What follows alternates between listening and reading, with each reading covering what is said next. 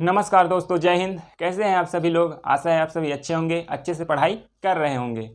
मैं अजीत सिंह राठौर और आज की इंग्लिश स्पोकन क्लास में आप सभी का स्वागत है। आज हम देखने वाले हैं कि जो एट प्रीपोजिशन है, याद रखना प्रीपोजिशन को हिंदी में क्या कहते हैं आपको पता होना चाहिए, क्योंकि जब को आपको हिंदी में पता होगा तभी आप इंग्लिश में अच्छे से उसको समझ पाएंगे, अच्छे से अंडरस्टैंड हो पाएंगे, है ना। तो जो प्रीपोजिशन होता है उसको हिंदी में पूर्व सर्ग कहते हैं। क्या कहते हैं? पूर्व सर्ग। ओके। तो जो एट प्रीपोजिशन है उसके 5 क्या है शर्तें हैं, यानी वो 5 नियम जहां एट लगता है। वो कौन से 5 नियम हैं जिसका उपयोग होने पर एट प्रीपोजिशन का हम उपयोग करते हैं। तो जानेंगे आज वे कौन से 5 रूल्स हैं, 5 आवश्यक शर्तें हैं जिनके पूरा होने पर हम एट प्रीपोजिशन का उपयोग करते हैं। माय डियर फ्रेंड्स, जैसे यहाँ लिखा है एट प्रीपोजिशन, जिसमें पहला नाम आता है, पहला क्या है? छोटी जगह के लिए, यानी क्या लिखा है? छोटी जगह के लिए। अब एक मैंने इस बार ये किया है, इस क्लास में एक चेंजेस किया है कि जो इसके रूल हैं, है ना, इनको छोटी जगहों पर लिखा है और ज़्यादा से ज़्यादा एग्जाम्पल लिखने की कोशिश किया है, क्योंकि एग्जाम्पल जितना अधिक रहेगा हम उतने ही कॉन्सेप्ट को अधिक से समझ पाएंगे, है ना। रूल का क्या है? रूल मैं एक बार बताते जाऊंगा, आप समझते जाएंगे। अपने फेयर जो नोट्स है, कॉपी है, उसमें लिखते जाएंगे, है ना। तो ठीक है, आगे बढ़ते हैं, हम क्लास को आगे बढ़ाते हैं। जो छोटी जगह के लिए है, किसके लिए? छोटी जगह, वहाँ एट का उपयोग करते हैं। आप कैसे छोटी जगह भाई, है ना। तो छोटी जगह इस प्रकार से, जैसे अपन देखते हैं कि जैसे कोई एरिया है ना, जैसे अगर हम पूरे भारत देश की बात करें या भारत देश के किसी राज्य की बात करते हैं तो वह क्या हो, एक बड़ी एरिया हो जाता है, एक बड़ा क्षेत्र हो जाता है ना। लेकिन हम अगर आप शायद गांव में रहते हैं तो आपके गांव का नाम लिया जाए या आपके गांव के किसी मोहल्ले का नाम लिया जाए तो वो एक छोटी जगह होता है, एक कस्बा होता है ना, एक मोहल्ला कहा जाए तो होता है। तो ऐसे स्थानों को जहां आप रहते हैं, अगर यदि आप गांव में रहते हैं तो आपका एक मोहल्ला होगा, आप जानते होंगे, या आपके एक गांव का नाम होगा जो एक लिमिटेड एरिया होगा, है ना। वह भारत में या फिर राज्य में या फिर जिला में कई सारे वह छोटे छोटे टुकड़ों में बटा होता है, कई सारे छोटे छोटे गाँवों में, कस्बों में बटा होता है। तो जो छोटे छोटे गाँव होते हैं, कस्बे होते हैं, उन्हीं को इस एट के लिए लिखा जाता है। यानी कि जहां हम छोटे छोटे गांव का नाम लिखते हैं, जैसे सपोज हम कहीं रहते हैं बिलासपुर, है ना, बिलासपुर। अब बिलासपुर में कई गांव होंगे, उनका नाम लिखेंगे, या बिलासपुर भी एक समझ लेते हैं छोटा ही क्षेत्र है ना, क्योंकि छत्तीसगढ़ बहुत बड़ा है। छत्तीसगढ़ के अंदर जो बिलासपुर है एक छोटा एरिया है। तो जो बिलासपुर है वहाँ हम किसका उपयोग करेंगे? एट का उपयोग करेंगे। जैसे आप सपोज लीजिए आप रह रहे हैं कहाँ? बिलासपुर में, तो आप क्या बोलेंगे? आई लिव एट सधवानी या आई लिव एट बिलासपुर। जैसे आपका जो भी गांव का नाम है, आपके विलेज का नाम, आप जो भी आपके सिटी का नाम है, वहाँ आ जाएगा सधवानी, या फिर आपके जो गांव का नाम है, तो कैसे हम बोलेंगे? I live at Bilaspur, I live at Bhilai, इस प्रकार से, है ना। जैसे अपन कहीं का नाम है, एक स्थान का नाम है, उदाहरण के लिए लेते हैं अमरपुर, है ना। अमरपुर एक नाम है, तो जैसे मुझे अमरपुर जाना है। अब चूंकि अमरपुर क्या है? अमरपुर एक छोटा एरिया है, एक सटा हुआ, मतलब कि एक लिमिटेड एरिया है, वह बहुत ही कम क्षेत्र में फैला हुआ है। तो उस छोटी जगह के लिए हम उपयोग करेंगे आई गो एट अमरपुर, यानी मैं अमरपुर जाता हूँ। कहाँ जाता हूँ? मैं अमरपुर जाता हूँ। ये रूल, पहले रूल को ये कंप्लीट कर रहा है। जो पहला कंडीशन है, पहला कंडीशन क्या बोल रहा है? छोटी जगह के लिए हम एट का उपयोग करेंगे। किसके लिए करेंगे? छोटी जगह के लिए हम एट का उपयोग करेंगे। बड़ी जगह के लिए हम किसका उपयोग करते हैं? तो बड़ी जगह के लिए हम ऑन का उपयोग करते हैं। छोटी जगह के लिए किसका उपयोग करते हैं? तो एट का उपयोग करते हैं। बड़ी जगह के लिए ऑन और इन दो का उपयोग किया जाता है, और छोटी जगह के लिए सिर्फ एट का उपयोग किया जाता है। ओके। तो जैसे I live at Sadhwani, I live at Pindra, या आई लिव एट अमरपुर, या फिर I go to at Amarpur, है ना। तो जहाँ छोटी जगह होते हैं, छोटे कस्बे, छोटे मोहल्ले का हम वर्णन करते हैं, हम बताते हैं कि हम इस एरिया से हैं, तो उस छोटे जगह के लिए हम किसका उपयोग करते हैं माय डियर फ्रेंड्स? तो वहाँ मेरे दोस्तों, वहाँ हम उपयोग करते हैं, उस छोटी जगह के लिए एट का उपयोग करते हैं। क्लियर? वहाँ किसका उपयोग करते हैं? एट का उपयोग करते हैं। ठीक। अब दूसरा बोल रहा है सटी हुई जगह। सटी हुई जगह कैसे? सटी हुई जगह, जैसे एक सपोज समझ लीजिए एक दीवार है, ठीक, और दीवार के और कोई सामान है जो दीवार से लगा है, लेकिन एकदम चिपका नहीं है ना, चिपका नहीं है, उसमें थोड़ा सा गैप है, तो क्या हुआ, सटा हुआ जगह, वो जो जगह है गैप है वो क्या कहलाएगा, सटा हुआ जगह कहलाएगा। उस सामान और उस दीवार के जो छोटा सा गैप है वो सटा हुआ जगह कहलाएगा। जैसे आप सपोज समझ लीजिए ये जो मेरा वाइट बोर्ड है ना, ये वाइट बोर्ड है। अब इस वाइट बोर्ड और दीवार के बीच में छोटा सा क्या है, गैप है, छोटा सा क्या है, गैप है। और वो गैप क्या है, वो जगह जो बचा है वाइट बोर्ड और दीवार के बीच में, वो वही क्या है, सटा हुआ जगह है। तो हम इस प्रकार जब हम अपना वाइट बोर्ड की बात करते हैं कि मेरा जो वाइट बोर्ड है वो वॉल के द्वारा कहाँ लटका है, दीवार में लटका है, तो हम इंग्लिश में कैसे बोलेंगे कि white board is hang at wall. ठीक, जो वाइट बोर्ड है वह हैंग यानी लटकना, हैंग यानी लटकना। आपका वेकाबुलरी अच्छे से मजबूत होना चाहिए। इसके लिए क्या करेंगे आप, प्रैक्टिस करेंगे। क्या करेंगे, प्रैक्टिस। वेकाबुलरी अगर आपको स्ट्रांग बनाना है तो आपको प्रैक्टिस ही करना पड़ेगा। तो जैसे लिखा है white board is hang at wall, जो वाइट बोर्ड है वह कहाँ लटका है, वॉल में लटका है। ठीक, फिर बोल रहा है टीवी हैंग एट वॉल। ठीक, जो टीवी है वो किसके द्वारा लटका है, वॉल के द्वारा। तो ये बता रहा है कि जब हम टीवी भी, आजकल क्या आ गया है, एलईडी टीवी। पहले क्या होता था, टेबल टीवी। तो टेबल टीवी की तो लटकता नहीं था, वो सीधा हम टेबल के ऊपर रख देते थे, तो उसको क्या बोलेंगे, ऑन का उपयोग होता है, क्योंकि वो टेबल के ऊपर है। मैंने कल बताया था इसके बारे में, अगर आप कल के क्लास को नहीं देखें तो देख लीजिए। कल हमने पूरा ऑन प्रीपोजिशन के बारे में A to Z नॉलेज लिया था, है ना। तो आज हम बात कर रहे हैं एट की, चूँकि हम एट की बात कर रहे हैं तो एट का जब हम उपयोग करते हैं तो छोटी सटी हुई जगह की मैं बात कर रहा हूँ, है ना। छोटी जगह को मैंने क्लियर किया, अब दूसरा नंबर पे है सटी हुई जगह। तो जैसे हम एलईडी टीवी आता है जो दीवार से लगा रहता है, तो उसके वो क्या होता है, वॉल के द्वारा, वॉल आता है, वॉल यानी होता है जो दीवार से दीवार में जिसको खिली के द्वारा ठोका जाता है ना, और वो किसी भी सामान को, या टीवी है या किसी भी चीज़ को, या वाइट बोर्ड है उसको रखा रहता है, मतलब उससे कनेक्ट रहता है, तो उसको बोलते हैं वॉल। तो जो वॉल है बोल रहा है कि वो लटका है किससे, टीवी उसमें लटका है, और वॉल कहाँ लटका है, दीवार में। तो उनके बीच में एक छोटा सा सटा हुआ जगह है। तो उस जगह को बताने के लिए हम छोटी जगह के लिए बोल रहे हैं, सटी हुई जगह के लिए एट प्रीपोजिशन का उपयोग करते हैं माय डियर फ्रेंड्स। तो वहाँ पर क्या करेंगे, हम एट प्रीपोजिशन का उपयोग करते हैं। ओके, जैसे आप एग्जाम्पल भी देख लीजिए, यहाँ पर मैंने लिखा है कि क्या लिखा है, TV hang at wall, white board is hang at wall. ठीक, फिर अगला कंडीशन क्या बोल रहा है कि भैया देखो हमने इस दो कंडीशन को देख लिए। तीसरा बोल रहा है कि तीसरा कंडीशन टाइम या समय के लिए। हम देखते हैं कि टाइम या समय के लिए भी इसका उपयोग होता है। टाइम समय के लिए हमने इन प्रीपोजिशन का भी उपयोग देखा था, है ना। इन प्रीपोजिशन का मैक्सिमम टाइम ड्यूरेशन बताने के लिए भी हम इनका उपयोग करते हैं। फिर आज हम पढ़ रहे हैं कि टाइम बताने के लिए एट का भी उपयोग करते हैं। तो जब दो दो प्रीपोजिशन टाइम के लिए उपयोग होगा तो भाई इसमें कन्फ्यूज़न होता है ना। अब जब कन्फ्यूज़न को हमको क्लियर करना है, अगर अच्छे से समझना है तो ध्यान लगा के वीडियो को देखना होगा। देखिए क्या होता है, क्या बोल रहा है, टाइम समय के लिए हम एट का उपयोग करते हैं। एट प्रीपोजिशन का उपयोग किस लिए करते हैं, समय के लिए, है ना। अब समय के लिए क्या होता है, जैसे एग्जाम्पल देखते हैं, it is time at 9 o'clock, यानी कि अभी कितना समय हुआ है, अभी 9 बजा है।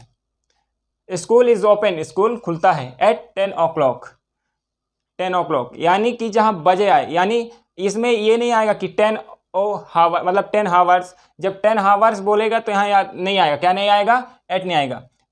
एट जब आएगा जब क्लॉक यानी निश्चित समय होता है, वहाँ एट का उपयोग करते हैं माय डियर फ्रेंड्स। जैसे यहाँ बोल रहा है कि it is time at 9 o'clock, school is open at 10 o'clock, यानी कि स्कूल 10 बजे खुलता है। तो ऐसे स्थानों पे जहाँ समय का उपयोग होता है वहाँ हम एट का उपयोग करते हैं। एट का उपयोग इजी है, इतना भी डिफ़िकल्ट नहीं है। मैं इसको वीडियो के लास्ट में आपको बताऊंगा कि वो कौन सी टेक्निक है जिसके द्वारा हम जो एट प्रीपोजिशन है इसको हम आसानी से याद कर सकते हैं। इसके जो कंडीशन है ना, 5 कंडीशन है जो एट का उपयोग करने के, उसके मैं शॉर्ट फार्मूला बताऊंगा, उसको हम कैसे याद कर सकते हैं। इसके लिए आपको पहले पूरा समझना होगा वीडियो को, मतलब कि पूरे क्लास को। जब आप अच्छे से समझ जाएंगे तब उस शॉर्ट फॉर्म को मैं बताऊंगा, तो आपके जो माइंड है उसमें वह एकदम आराम से जाके बैठेगा। अगर मैं अभी बता दिया तो शॉर्ट फॉर्म पहले समझ जाएंगे तो आपको पता ही नहीं चलेगा पढ़ना कैसे, है ना। आपका वो शॉर्ट फॉर्म में आपका दिमाग दौड़ेगा, इसलिए पहले वीडियो को देखिए। तो क्या बोल रहा है, टाइम के लिए अपन एट का उपयोग करते हैं। मैंने बताया it is time at 10 o'clock, a school is open at 10 o'clock। फिर बोल रहे हैं डायरेक्शन यानी किसी को हम बताते हैं कि तुम ये करो, किसी को डायरेक्शन कहाँ से आए, डायरेक्ट, पिक्चर हम देखते हैं ना, अभी एक मूवी आई है आदि पुरुष, या फिर और अन्य मूवी भी आती हैं। तो मूवी में क्या होता है, एक डायरेक्टर होता है।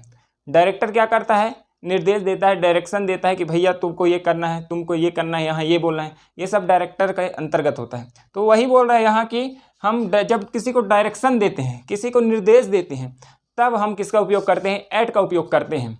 तब वहाँ हम किसका उपयोग करते हैं, ऐट का उपयोग करते हैं। ऐट का उपयोग कैसे करते हैं तो देखना, लुक एट फैन, क्या लिखा है, लुक, लुक यानी देखना होता है। अब लुक यानी देखना होता है तो कई लोगों को कन्फ्यूज़न होता है सर कि वॉच यानी भी देखना होता है, सी यानी भी देखना होता है, और लुक यानी भी देखना, तो कहाँ कहाँ यूज़ करना है। तो मैं तो सिंपली बता दे रहा हूँ, जब टीवी, मोबाइल इस प्रकार की चीज़ों को हम देखते हैं तो वॉच का उपयोग होता है। यानी वॉच, जैसे मोबाइल में हम कुछ देख रहे हैं ना, तो इस प्रकार से, या टीवी देख रहे हैं, टॉकीज देख रहे हैं, तो वॉच का उपयोग। सी यानी नॉर्मल कुछ देखना होता है, उसको सी वहाँ मतलब वर्ड उपयोग होता है। लुक एट यानी कि हम किसी को डायरेक्शन बोलते हैं, look at me, look at you, look at other, मतलब किसी को देखने के लिए हम जब बोलते हैं लुक एट मी, मुझे देखो, तो वहाँ क्या आता है, लुक उपयोग होता है इस प्रकार। लेकिन मुझे पता है कि कन्फ्यूज़न अभी क्लियर नहीं होगा, क्योंकि कन्फ्यूज़न इतने जल्दी क्लियर हो जाता तो हर कोई आज इंग्लिश बोल रहा होता। कन्फ्यूज़न को क्लियर होने में समय लगता है, समय के साथ साथ प्रैक्टिस। अगर आपको कन्फ्यूज़न क्लियर करना है तो प्रैक्टिस कीजिए। मैं एक नियम बता दे रहा हूँ, आप उस नियम को रखिए एक तरफ, और उस नियम के आधार पर प्रैक्टिस करेंगे। जब प्रैक्टिस करेंगे और नियम को मिलाएंगे तो आप सब हर एक कन्फ्यूज़न क्लियर होता जाएगा। ओके, तो आगे क्या बोल रहा है, look at my school, look at my school, मेरा स्कूल है, मतलब ये बोल रहा है कि माई स्कूल लुक एट, यानी मेरे स्कूल को देखो, है ना। ये बोल रहा है लुक एट फैन, इसको हम एक बोलते हैं जो सबसे पॉपुलर वर्ड है, look at me, look at me, मेरे तरफ देखो, लुक एट मी, मेरे तरफ देखो। लुक एट ताजमहल, ताजमहल को देखो, लुक एट ताजमहल, ताजमहल को देखो।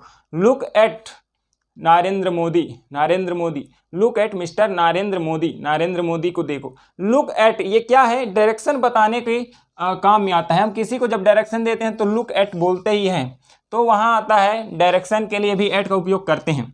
मनी, जो बिजनेसमैन होते हैं उनको पता है, मनी के लिए भी एट का उपयोग करते हैं। मनी के लिए भी क्या करते हैं, एट का उपयोग करते हैं। जैसे क्या बोल रहा है, this is at 100 rupees, this is at 100 rupees. जब हम पैसे की बात करते हैं, जब हम किसी जगह पैसे के लिए, हम इंग्लिश में ट्रांसलेट करते समय पैसे का उपयोग करते हैं, पैसे की बात करते हैं, तो वहाँ एट का उपयोग करते हैं माय डियर फ्रेंड्स। जैसे लिखा है दिस इज एट 100 रुपीज़, यानी क्या बोल रहा है, दिस इज, यह 100 रुपये है, this is at 100 rupees. My pen, जो ये मेरा पेन है, क्या बोल रहा है, माई पेन इज परचेस, जो मेरा पेन है मैंने क्या किया है, परचेस किया है, खरीदा है, चोरी तो नहीं किया है, परचेस किया है। तो कितने में क्या बोल रहा है, तो 10 रुपीज़, यानी 10 रुपये। आई थिंक वो मोन्टेक्स पेन होगा, मेगा टॉप, क्योंकि 10 रुपये में वही पेन आता है ना। तो my pen is, I purchase, my pen is purchase at 10 rupees, यानी क्या बोल रहा है, मैंने 10 रुपये में जो मेरा पेन है उसको खरीदा है। तो इस प्रकार से जब हम पैसे की बात करते हैं तो वहाँ भी हम एट का उपयोग करते हैं, है ना। तो इस प्रकार एक एग्जाम्पल बोल रहे हैं, look at a beautiful girl, look at a beautiful girl. ये किसको बता रहा है, डायरेक्शन दे रहा है कि वो खूबसूरत लड़की है, खूबसूरत गर्ल है, लड़की है, उसको देखो बोल रहे हैं। तो look at a beautiful girl, है ना। तो ये डायरेक्शन देने के लिए है। तो हमने देखा कि जो एट प्रीपोजिशन है, प्रीपोजिशन यानी पूर्व सर्ग है, तो इनका जो उपयोग होता है ना, बहुत ही रेयर कंडीशन, मतलब कि हम होता बहुत जगह है, लेकिन हम अगर बिना समझे इनको लगा दें तो जो अर्थ होता है उसका अनर्थ हो जाता है। इनका जो अर्थ होता है ये समझना ज़रूरी है, और हमको जानना ये भी ज़रूरी है कि वे कौन कौन से टर्म एंड कंडीशन हैं जहाँ पर हम इनका उपयोग करते हैं। मैंने आज बताया कि जो एट प्रीपोजिशन है वो ज़्यादा नहीं, केवल 5 ऐसे जगह हैं जहाँ पर हम किसका उपयोग करते हैं, एट का उपयोग करते हैं। जो मैंने शॉर्ट ट्रिक बताने के लिए आपको बोला था कि मैं इस क्लास के लास्ट में आपको एक शॉर्ट ट्रिक भी बताऊंगा, जिसके द्वारा हम क्या करेंगे, एट को आसानी से याद कर सकते हैं, है ना। मैंने कहा था आई रिमाइंड, अब उसको मैं बता रहा हूँ, अच्छे से देखना क्या बोल रहा है। सबसे पहले क्या बोल रहा है आप देख लीजिए, छोटी जगह, तो उसको क्या करना है आपको, छोटी जगह क्या करना है, इसको ऐसे ऐसे रखना है, छोटी जगह, ठीक, ऐसे छोटी जगह, फिर सटा हुआ जगह, छोटी जगह सटा हुआ जगह, फिर उसके बाद बोल रहे हैं टाइम, टाइम, डायरेक्शन और मनी। तो इस प्रकार छोटी जगह, सटी हुई जगह, टाइम, डायरेक्शन और मनी। तो इस प्रकार ये वाला जो रूल है, मतलब रूल कहा जाए तो प्रैक्टिकल, यानी हम आप प्रैक्टिस करने के लिए एक कहा जाए तो एक टेक्निक है जो हमको क्या करता है, याद करने में हमको हेल्प करता है, हमको इम्प्रूव करने में हमको हेल्प करता है। क्या होता है इम्पोर्टेंट इसमें यह है दोस्तों कि हम देखते हैं वो चीज़ हमें ज़्यादा मतलब हमको याद रहता है। हम क्या करते हैं, बाइक चलाते हैं, है ना, बाइक चलाते हैं, तो बाइक चलाना तो हम पढ़ते नहीं हैं, कोई हमको पढ़ाता है, बुक में कहीं लिखा है बाइक कैसे चलाते हैं, कार कैसे चलाते हैं, 10 चकिया या 12 चकिया जो डग्गा होता है उसको कैसे चलाते हैं, साइकिल कैसे चलाते हैं, कहीं लिखा है क्या? कहीं हम पढ़ते हैं पहली से 12वीं से अपनी लाइफ टाइम में कहीं पढ़ते नहीं पढ़ते। वो क्या होता है, प्रैक्टिकल होता है, प्रैक्टिकल। हम 10 बार चलाएंगे, 12 बार चलाएंगे तो हमारा जो हाथ है, जो हमारा माइंड है, वो अपने आप डायरेक्शन देगा कि अभी क्या करना है, हाथ छोड़ना है, क्लच दबाना है, ब्रेक दबाना है, क्या करना है। वो हर एक चीज़ हमको पता नहीं है, हमारे माइंड को पता है। हम अगर नहीं भी दबाए, सपोज आप समझिए आप स्पीड से जा रहे हैं, सामने से कुछ आ गया या फिर भीड़ है, तो आपको ये नहीं सोचना पड़ेगा अब क्या करूं। अपना जो हाथ है, पैर है, वो हमारा जो दिमाग है, सब कॉन्शियस माइंड या कॉन्शियस माइंड, वो हम हमारे शरीर को निर्देश देता है, भैया तुमको अभी ये दबाना है, क्लच दबाना है, तुमको ब्रेक दबाना है। हम सोचते थोड़ी हैं कि अब क्या करना है, क्या करें भाई, क्या करें, सोचते हैं क्या? नहीं सोचते, क्योंकि वो हमको पता नहीं है, वो हमारे माइंड को पता है, वो डायरेक्शन दे देता है भैया हाथ पैर को कि तुमको ये करना है, ये करना है। हर एक चीज़ तुरंत, 1 सेकंड की देरी नहीं, हर एक चीज़ कह देता है। तो ये क्या होता है, प्रैक्टिकल। जो हम प्रैक्टिकल करते हैं ना, वो हमको याद रहे। जैसे मैंने टीचर जब मैं पढ़ता था तो एक हमारी टीचर मैम थी, ऑपरेटर का वर्क करती थी, तो वो बोलती थी कि जितना भी आपको पढ़ना है वो आप लिख लिख कर पढ़ो। क्या करके? लिख लिख के। इसीलिए इंग्लिश भी जब हम प्रैक्टिस करते हैं, इंग्लिश स्पोकन की, इंग्लिश रीडिंग के, हम कभी भी तो हमको लिख लिख के याद करना चाहिए या फिर लिख लिख के प्रैक्टिस करना चाहिए। इससे क्या होता है, हमारे जो स्पेलिंग के एरर होते हैं, स्पेलिंग के मिस्टेक होते हैं, हम उसको आसानी से पकड़ लेते हैं और उसमें हम क्या करते हैं, इम्प्रूव करते हैं। फिर हम धीरे धीरे हर एक वर्ड को सही लिखना शुरू कर देते हैं, हर एक वर्ड को क्या करते हैं, सही लिखना शुरू कर देते हैं। तो वो मैडम थी जो क्या बोलती है कि मेरे को पता नहीं होता, कोई मेरे से पूछ दे कि भाई कौन सा बटन कहाँ लिखा है, तो मैं कीबोर्ड में नहीं जानती थी कि कौन सा वर्ड कहाँ है ना। लेकिन जब भी मैं क्या करती थी, टाइपिंग करने के लिए कंप्यूटर में बैठती थी, बोलती थी वो मैडम, तो मेरे जो हाथ थे ना, वो हाथ आप वो उन बटनों पे दौड़ते थे। मतलब मैं देखती नहीं थी कीबोर्ड में, मैं सिर्फ मॉनिटर पे सीधा देखती थी, बोलती है वो मैडम, और मेरे हाथ जो है कीबोर्ड में अपने आप सही एक एक ठो सही, मतलब जो बटन है, जो कीपैड है, उनमें दबते थे। तो ये क्या है, ये प्रैक्टिस का ही तो असर है। ये किसका है? प्रैक्टिस। उसके हाथ इतने ट्रेंड हो गए थे, उंगलियों को, सपोज उंगलियों को पता हो गया था कि हमको करना क्या है ना। तो वो प्रैक्टिस से आता है। किससे आता है? प्रैक्टिस से। तो वही यहाँ बोल रहा हूँ कि आप इतना प्रैक्टिस कीजिए कि आपको सोचना ना पड़े, आपको पता हो या ना हो, आपके माइंड को पता होना चाहिए कि भैया इसके यहाँ जब ये कंडीशन है, कहीं पैसे की बात हो रहा है, छोटी सी जगह की बात हो रहा है, सटी हुई जगह की बात हो रहा है, किसी को डायरेक्शन देने की बात हो रहा है, टाइम की बात हो रहा है, तो यहाँ कौन सा प्रीपोजिशन आएगा? तो आपके माइंड को सोचना ना पड़े, उसको पता होगा भैया वहाँ कुछ नहीं, वहाँ सिर्फ एट प्रीपोजिशन आएगा, एट प्रीपोजिशन आएगा, और एट प्रीपोजिशन वहाँ आएगा तो आप उसको ऐड करके लिख सकते हैं, वहाँ सही हो जाएगा। आप जब किसी से बात करेंगे तो जब प्रीपोजिशन का उपयोग करेंगे तो जो आपके वाक्य हैं वहाँ एक अलग ही निखार आएगा, आपके वर्डों में, आपके सेंटेंस में। जो सामने वाला होगा वो भी प्रभावित होगा, वो भी क्या होगा, प्रभावित होगा आपके सेंटेंस से, आपकी बातचीत करने के स्किल से। तो हर एक चीज़ इंग्लिश में क्या होता है, नियम तो हैं, लेकिन कई जगहों पे नियम बदलते हैं।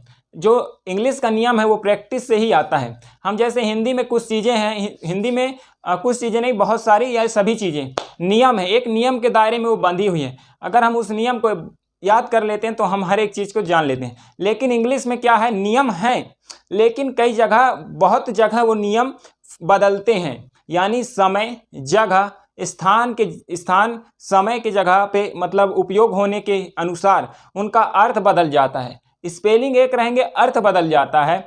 कई वर्ड ऐसे रहेंगे जिनके बीच से कई वर्ड लिखे रहते हैं लेकिन उनका उच्चारण नहीं होता, उनको साइलेंट माना जाता है। ऐसा है इंग्लिश। मतलब इंग्लिश में हम बोलें कि नियम को पढ़ के, हम नियम को याद करके अगर इंग्लिश सीख जाएंगे तो ये इम्पॉसिबल है। इंग्लिश ऐसे सीखा ही नहीं जा सकता। इंग्लिश सिर्फ आता है प्रैक्टिस से। ओके, इंग्लिश किससे आता है? प्रैक्टिस से। आप 10 बार एक चीज़ को गलत बोलोगे, 11वें बार सही बोलने लगोगे।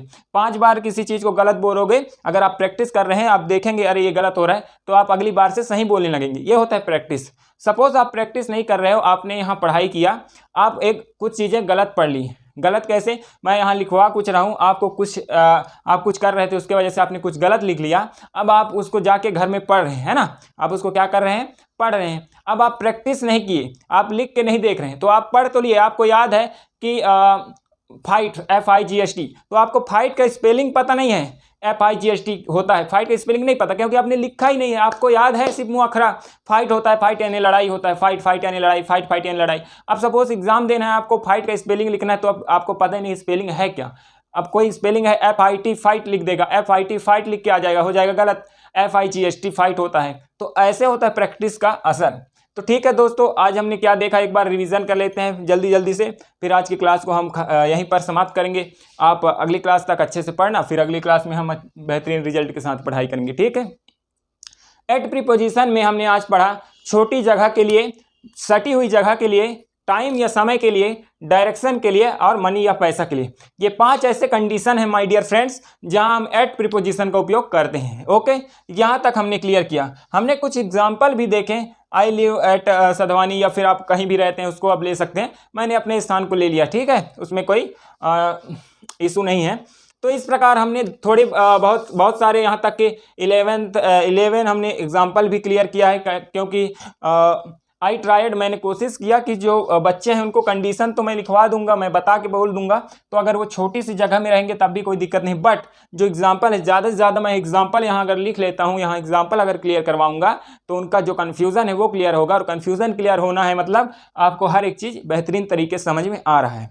तो ठीक है दोस्तों, आज की क्लास को यहीं तक रखते हैं, फिर अगले क्लास में मिलते हैं, तब तक के लिए धन्यवाद, जय हिंद।